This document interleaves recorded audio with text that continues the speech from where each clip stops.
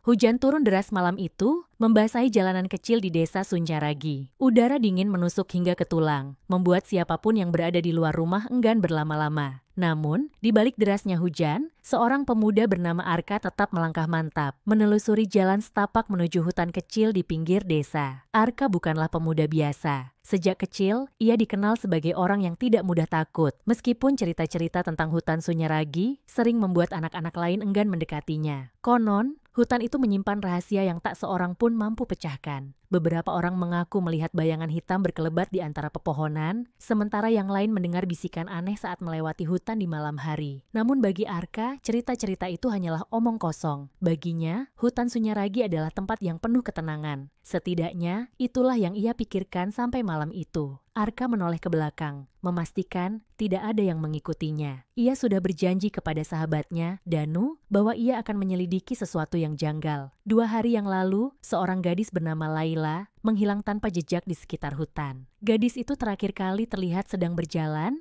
menuju rumah bibinya yang terletak di ujung desa, namun ia tak pernah sampai ke tujuan. Para tetua desa percaya bahwa Laila mungkin tersesat atau diculik oleh orang asing. Namun, bagi Arka, ada sesuatu yang tidak beres. Beberapa orang yang tinggal di dekat hutan mengaku mendengar suara aneh pada malam Laila menghilang. Suara seperti seseorang berlari dengan napas tersengal, disusul oleh suara jeritan tertahan. Arka melangkah lebih dalam ke dalam hutan, merasakan tanah yang mulai becek di bawah kakinya. Di bawah sinar bulan yang sesekali menerobos celah dedaunan, ia melihat sesuatu yang mencurigakan, bekas jejak kaki di tanah basah. Jejak itu tampak samar, sebagian sudah tersapu oleh air hujan, namun tetap terlihat jelas bagi mata Arka yang tajam. Ia berjongkok, mengamati jejak tersebut. Jejak itu tampak lebih kecil daripada ukuran kaki laki-laki dewasa, bisa jadi itu milik Laila. Namun, ada yang lebih aneh lagi. Tepat di samping jejak itu, ada bekas lain yang lebih besar, seolah-olah ada seseorang yang berjalan bersamanya. Atau mungkin mengejarnya. Jantung Arka berdegup lebih cepat. Ia merogoh saku jaketnya dan mengeluarkan senter kecil. Dengan tangan gemetar, ia menyorotkan cahaya ke arah jalur jejak kaki itu, mengikuti kemana arahnya. Jejak itu berakhir di sebuah pohon besar yang batangnya tampak tergores seperti telah dicakar sesuatu. Arka menyentuh batang pohon itu, merasakan tekstur kasar luka yang baru. Ia menelan ludah, lalu berbisik, apa yang sebenarnya terjadi di sini? Tiba-tiba, suara ranting patah terdengar dari balik semak-semak. Arka menoleh dengan cepat, sorot matanya tajam mencari sumber suara. Dadanya naik turun, rasa penasaran bercampur dengan ketegangan. Ia mencoba meyakinkan dirinya bahwa itu hanyalah hewan kecil yang berkeliaran di malam hari. Namun, sebelum ia sempat berpikir lebih jauh, suara lain terdengar. Kali ini lebih dekat, seperti suara seseorang yang menarik napas dalam, lalu berhenti seketika. Arka menggenggam senter lebih erat. Ia tahu ada sesuatu di dalam hutan ini. Dan apapun itu, ia harus mengetahuinya. Arka berdiri kaku, napasnya tertahan. Cahaya senter yang ia genggam sedikit bergetar, memantulkan sinar redup ke arah semak-semak di depannya. Tidak ada gerakan, tidak ada suara, hanya keheningan yang menggantung di udara, lebih mencekam dari suara apapun yang pernah ia dengar. Ia melangkah mundur perlahan, mencoba memastikan bahwa suara itu memang berasal dari sesuatu atau seseorang. Tetapi sebelum ia bisa mengambil keputusan, sesuatu melesat di antara pepohonan. Bayangan hitam, tinggi dan cepat, bergerak secepat kilat melewati sudut penglihatannya. Jantung Arka hampir melompat dari dadanya. Ia menoleh cepat, menyorotkan senter ke segala arah, tetapi bayangan itu sudah menghilang. Rasa dingin merayap di tengkuknya. Ia tidak sendirian di hutan ini. Siapa di sana? Arka mencoba berbicara, meskipun suaranya tidak setegas yang ia harapkan. Hanya hening yang menjawabnya. Ia menarik napas panjang, mencoba mengendalikan detak jantungnya. Ia tahu bahwa ketakutan hanya akan membuatnya kehilangan fokus. Jadi, ia kembali ke hal yang paling penting. Jejak kaki itu. Arka menunduk, memastikan bahwa jejak tersebut memang menuju ke arah pohon besar, tempat ia berdiri sekarang. Jika benar ini adalah jejak Laila, maka ada kemungkinan ia masih berada di sekitar sini. Atau sesuatu telah membawanya pergi. Tiba-tiba, sesuatu menarik perhatiannya. Beberapa helai kain tersangkut di salah satu cabang pohon yang rendah. Arka meraihnya dan menatapnya lekat-lekat. Kain itu robek dan basah oleh air hujan, tetapi warnanya samar-samar, terlihat merah muda. Laila mengenakan baju merah muda saat terakhir kali terlihat. Detak jantung Arka kembali berpacu. Ini bukan kebetulan. Ia mencoba menyusun potongan-potongan kejadian dalam kepalanya. Jika ini memang milik Laila, berarti ia benar-benar sampai di sini sebelum menghilang. Tetapi kemana dia pergi setelah itu? Arka mengedarkan pandangan, mencari petunjuk lain. Tepat ketika ia hendak melangkah lebih jauh, suara gemerisik terdengar lagi. Kali ini dari belakangnya. Arka membalikkan badan dengan cepat, menyorotkan senter ke arah suara itu. Dua bola mata kecil menatapnya dari balik semak-semak. Arka mengerutkan kening. Itu bukan manusia. Ia mempersempit cahaya senternya dan akhirnya bisa melihat lebih jelas. Seekor kucing hitam kecil berjongkok di balik semak, menatapnya dengan mata yang memancarkan cahaya kuning redup. Arka menghela napas, sedikit lega, meskipun tubuhnya masih tegang. Hanya kucing, gumamnya pelan. Namun, saat ia hendak berpaling, kucing itu mengeong. Suara yang lirih dan hampir terdengar seperti rintihan. Arka terdiam. Ada sesuatu yang aneh dengan suara kucing itu. Seakan-akan, itu bukan suara kucing biasa. Kucing itu berdiri, lalu berbalik dan berjalan perlahan ke dalam kegelapan. Tapi sebelum benar-benar menghilang, ia berhenti dan menoleh ke arah Arka. Seakan sedang memanggilnya. Arka menelan ludah. Nalurinya mengatakan bahwa ia tidak boleh mengikuti kucing itu. Tetapi rasa penasarannya jauh lebih besar. Dengan hati-hati, ia melangkah maju, mengikuti kucing hitam itu yang kini mulai berjalan lebih dalam ke hutan. Hanya cahaya senternya yang menjadi satu-satunya penerang di antara pohon-pohon tinggi yang mulai terasa semakin rapat. Beberapa langkah kemudian, kucing itu berhenti di depan sesuatu. Sebuah pondok kayu tua. Pondok itu tampak sudah lama tidak dihuni. Atapnya sebagian runtuh dan dinding kayunya dipenuhi lumut. Namun, ada sesuatu yang jauh lebih mengganggu dari sekadar bangunan tua itu. Pintu pondok terbuka sedikit, dan di tanah, tepat di depan pintu, ada sesuatu yang membuat darah Arka berdesir. Sepasang sandal kecil, sandal yang sudah kotor dan dipenuhi lumpur. Sandal milik Laila. Arka merasakan bulu kuduknya berdiri. Ia menatap ke sekeliling, merasa seakan-akan ada seseorang yang memperhatikannya dari dalam kegelapan. Ia tahu bahwa dirinya baru saja menemukan sesuatu yang sangat penting, tetapi ia juga tahu satu hal lainnya. Jika ia masuk ke dalam pondok itu, mungkin tidak akan ada jalan kembali. Arka berdiri kaku di depan pondok kayu tua itu. Hujan yang mulai reda menyisakan suara gemerisik dari dedaunan yang masih meneteskan air. Cahaya senternya bergetar ringan di tangannya, menyinari pintu pondok yang terbuka sedikit, seakan mengundangnya masuk. Ia menatap sandal kecil yang kotor di tanah. Tidak ada keraguan lagi. Itu milik Laila. Jika sandal itu ada di sini, berarti gadis itu pernah atau masih berada di dalam. Arka menelan ludah. Segala nalurinya berteriak agar ia berbalik dan pergi. Tetapi ia tidak bisa. Ia sudah terlalu dalam untuk mundur sekarang. Perlahan, ia mengangkat tangannya dan mendorong pintu pondok. Engsel tua itu berderit panjang, menambah suasana seram yang sudah menyelimuti tempat itu. Udara di dalam pondok terasa pengap, bau kayu basah bercampur dengan sesuatu yang lain, bau anyir samar yang membuat perutnya mual. Arka menyorotkan senter ke dalam, mengungkapkan ruangan kecil yang hampir kosong. Tidak ada perabotan, hanya lantai kayu berdebu dan jendela yang tertutup kain lusuh. Namun, di sudut ruangan, sesuatu menarik perhatiannya. Sebuah kain merah muda. Jantung Arka berdetak lebih cepat. Ia melangkah mendekat, dan saat sinar senternya menyinari kain itu, ia melihat sosok kecil yang tergeletak di lantai. Laila. Arka tertegun sejenak, lalu buru-buru berlutut di sampingnya. Gadis itu tampak lemah, wajahnya pucat dan tubuhnya gemetar. Tangannya diikat dengan tali kotor, dan mulutnya ditutup dengan kain. Namun, matanya terbuka, menatap Arka dengan ketakutan. "Laila," bisik Arka, segera melepaskan ikatan di tangan dan mulutnya. Gadis itu mulai terisak, tetapi ia segera menggeleng cepat. "Kek, kita harus pergi. Sekarang."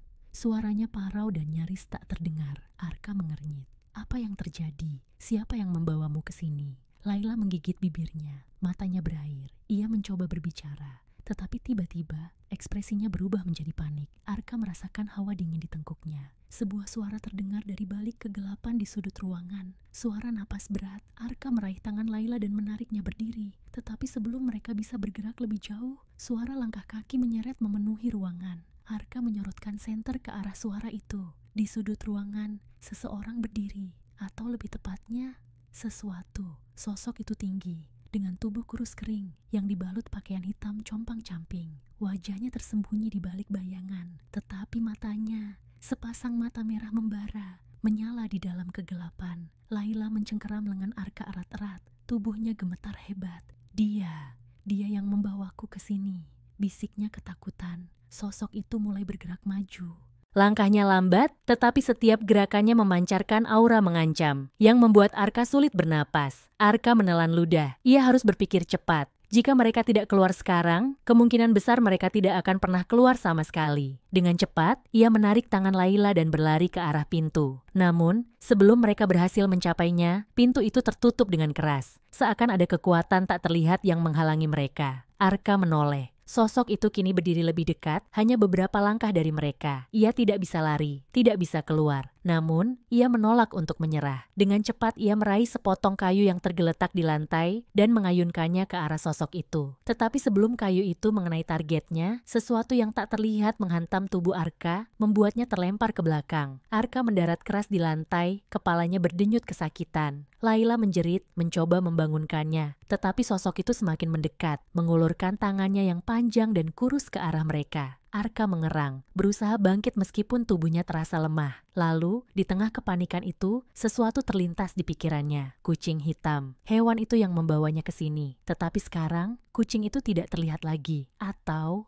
mungkin sebenarnya kucing itu tidak pernah benar-benar ada. Arka mengingat suara aneh yang keluar dari mulut kucing itu. Seakan itu bukan suara kucing biasa, tetapi lebih seperti panggilan untuk membawanya ke tempat ini. Kesadaran itu membuat darahnya membeku. Apapun makhluk ini, ia sudah merencanakan semuanya sejak awal. Namun, jika makhluk itu bisa mengendalikannya untuk datang ke sini, berarti mungkin ia juga bisa dikalahkan dengan cara yang sama. Arka mencoba fokus. Ia memikirkan segala hal yang ia ketahui tentang makhluk-makhluk semacam ini. Dari cerita rakyat, hampir semua legenda menyebutkan satu hal yang sama, cahaya. Dengan tangan gemetar, Arka mengangkat senter dan menyorotkannya langsung ke wajah sosok itu. Teriakan nyaring memenuhi ruangan. Sosok itu mundur. Kedua tangannya terangkat seakan mencoba melindungi dirinya dari cahaya. Arka tidak membuang waktu. Ia meraih tangan Laila dan berlari menuju pintu. Dengan sekuat tenaga, ia menendangnya hingga terbuka. Lalu menarik Laila keluar dari pondok. Udara malam yang dingin menyambut mereka. Arka terus berlari, tidak berani menoleh ke belakang. Baru setelah mereka keluar dari hutan, ia akhirnya berhenti, terengah-engah. Laila memeluknya erat, menangis terseduh-seduh. "Terima kasih, aku pikir aku tidak akan pernah keluar dari sana." Arka mengusap punggung gadis itu, mencoba menenangkan dirinya sendiri. Kita selamat. Namun, jauh di dalam hutan, terdengar suara jeritan panjang yang berangsur-angsur menghilang. Lalu, semuanya menjadi sunyi. Seolah-olah, sesuatu telah kembali ke tempat asalnya. Pagi menyingsing di desa Sunyaragi, menggantikan malam yang mencekam dengan sinar matahari yang hangat. Namun, bagi Arka dan Laila, ketenangan itu terasa semu. Apa yang mereka alami semalam masih jelas terukir di ingatan. Seperti mimpi buruk yang belum benar-benar berakhir. Mereka duduk di beranda rumah Danu, sahabat Arka, yang langsung datang begitu mendengar kabar bahwa Laila telah ditemukan. Beberapa tetua desa juga hadir, menanyakan apa yang terjadi, tetapi Arka hanya menjawab seadanya. Ia tidak tahu apakah mereka akan mempercayai kisahnya tentang sosok misterius di dalam pondok tua, cahaya senter yang menyelamatkan mereka, dan suara mengerikan yang masih terngiang di telinganya. Laila masih gemetar, meskipun kini sudah lebih tenang. Ibunya terus memeluknya erat, seakan takut kehilangan putrinya lagi. "Bagaimana kau menemukannya?" tanya Danu pelan, duduk di samping Arka. Arka menatap kosong ke arah pepohonan di kejauhan. "Aku mengikuti jejaknya, dan sesuatu membawaku ke sana." Danu mengernyit. "Sesuatu?"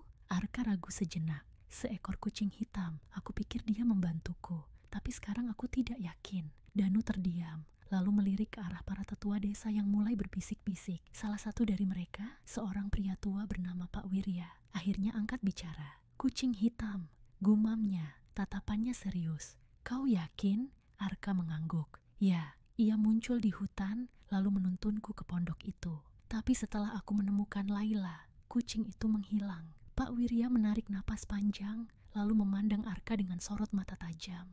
"Kau mungkin baru pertama kali melihatnya, tapi kami sudah pernah mendengar tentang kucing itu sebelumnya. Setiap kali ada seseorang yang menghilang di hutan Sunyaragi, beberapa orang mengaku melihatnya. Kadang di pinggir jalan, kadang di belakang rumah mereka, selalu mengawasi, selalu menunggu." Arka merinding. Apa maksudnya? Pak Wirya menatap lurus ke arahnya. Kucing itu bukan sembarang kucing. Ia adalah penanda. Jika ia muncul di hadapan seseorang, berarti orang itu telah dipilih. "Dipilih untuk apa?" tanya Danu. Suaranya tegang.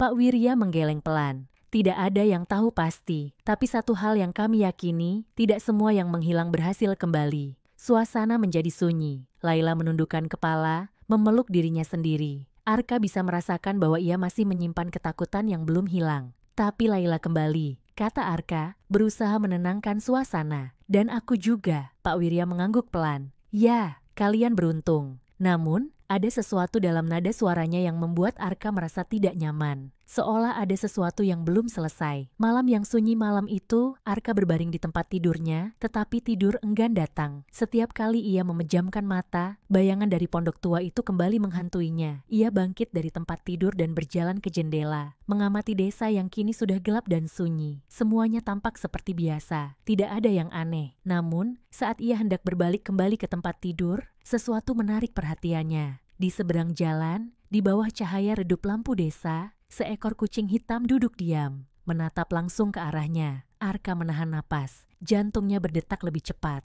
Kucing itu tidak bergerak, hanya diam di sana, matanya bersinar samar di kegelapan. Arka menutup matanya sejenak, mencoba menenangkan pikirannya. Itu hanya kucing biasa, bisiknya pada diri sendiri. Namun, saat ia membuka matanya kembali, kucing itu sudah menghilang. Angin malam berhembus pelan, membawa serta suara lirih yang hampir tak terdengar. Bisikan, atau mungkin hanya imajinasinya. Arka menatap keluar jendela sekali lagi, lalu menarik napas dalam-dalam. Ia tidak tahu apa yang sebenarnya terjadi di hutan Sunyaragi malam itu. Ia tidak tahu apakah ia benar-benar selamat, atau hanya diberi kesempatan untuk menunggu. Namun, satu hal yang pasti, beberapa misteri tidak pernah benar-benar selesai, dan beberapa jejak tidak pernah benar-benar hilang.